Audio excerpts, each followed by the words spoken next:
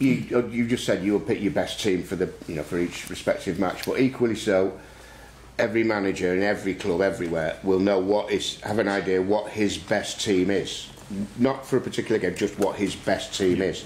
How close are you to knowing what your best team is? No, you've been here for a few weeks now. The best team depends on them, of course, but you can see that the rotation is different now. For example, Manu is playing more than Casemiro, to give you an example. You can see it by the selection. You can see it that some of the guys are winning more the position. But for me, the position are always open and depend the way they play, the way they train. So I think we are closer. We have more time we have the games, the evaluation of the games, and now with the small training that we had, you can understand better the players and the way you want to play. And sometimes it's not to choose the best player in the team, is the best player that can do the position the way I see it. So we are closer.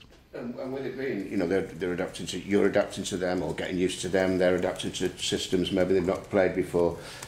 Yeah, are they in some ways they're playing for the points, the trophies, the contracts and whatnot. So are they in some ways proving to you that they deserve to be here, to be part of the plan that you've got ongoing for this club? Yeah, they have to do it, and they prove, not just with me. If you see the past of these teams, sometimes in big games they can cope with that, and they can show a different way of competing. I'm seeing the same things. Sometimes we drop a lot the way we compete, the way our aggression during the game, our recovering, defensive recovering, and then in some matches you see a different thing. We try to train. We show a lot this image because you can talk for hours, but if you show a picture, it's so much easier for them to understand. So they are fighting for the place, and I'm seeing different things in the different players. So yeah, I think it's the part of our journey together. We didn't have the time to train. We are knowing each other doing competition with a lot of games, with a lot of losses, and that can change things. So we have to continue to try to improve, and especially we need to find these points. Sorry.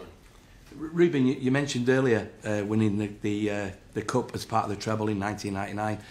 Are you also aware that 9 years earlier this was a competition that saved Sir Alex's job? Winning it bought him some time. One, are you aware of that? And two, as your experience as a coach who's won trophies, how can winning the smaller trophies help you become an even better team to win the bigger trophies? Because the feeling of winning, that feeling gives you so much confidence. If you win one thing, you believe that you can win more. Then that feeling is addictive. You feel it, and then it's really easy to follow that, to try to win it again. I know that story. I think he saved his job not by winning, but was a semi-final, I think, against a strong opponent. They were saying Fergie out, and then they won a semi-final, and then they reached the final and won it. And I know that. Maybe I will need that in the future, I don't know. But I think it's important for the confidence of the players. But for me, last year they won it. So it's not just that. It's to prove every day, in every game, that you can win it. Not just in the final, in the good pitch, with a full stadium. It's to win it when the storm is there, against Nottingham, Bournemouth. And I feel it, for example, against Bournemouth, we had City and Tottenham. We did, I think, very good jobs in that week. And then the third match, you have to focus again and to be really competitive. And you feel that the team dropped the levels of playing. So we need to improve on that. Not in the big games, because I'm not worried about that. But to be consistent every day, that is my biggest concern. Well, can I just ask about the big games? Because obviously it was a great performance at Anfield last week. How does a performance like that and a result like that help you to convince the players that your methods are the right methods?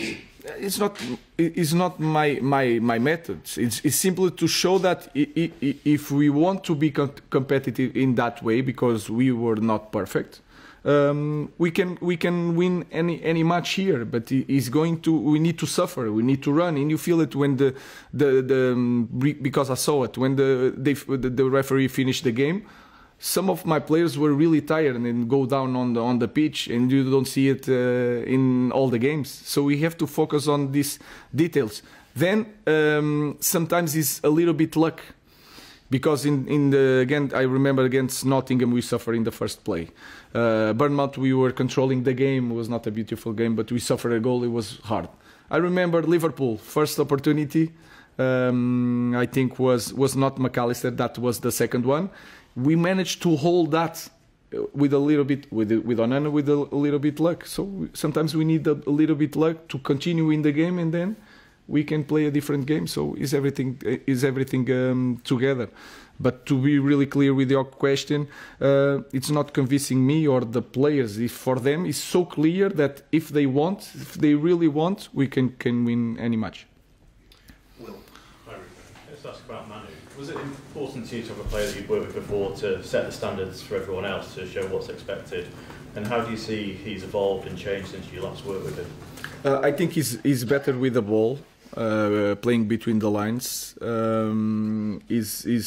he continues to be an aggressive player, but I think he improves in some, because he trained with some of the players at PSG. When we train with different players, you have a different confidence. You have during trainings different problems. You improve. I feel that. Is a position really important in the team, so it was easier to pass the message to Ugarte. But I think the other ones are also improved. I think Kobe Manu is improving a lot during these last matches. I think you guys feel that, and you sell to Kobe Manu that he is the finished product. He's not.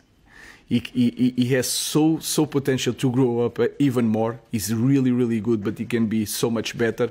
I think he's improving also. So all the players are improving. All the players are important for me, no matter what, if they work with me in the past. So do you think Manu is setting standards for others? He's relentless on the pitch. No, it's his style. He's from Uruguay also, if that can help. Yeah, but he's a good example. But a lot of players are giving his best. Okay, thank you. Thank you. That's it for now, but do join us for Matchday Live on Sunday. We are building up to that 3 p.m. UK time kickoff, 1 hour and 5 minutes beforehand. See you then.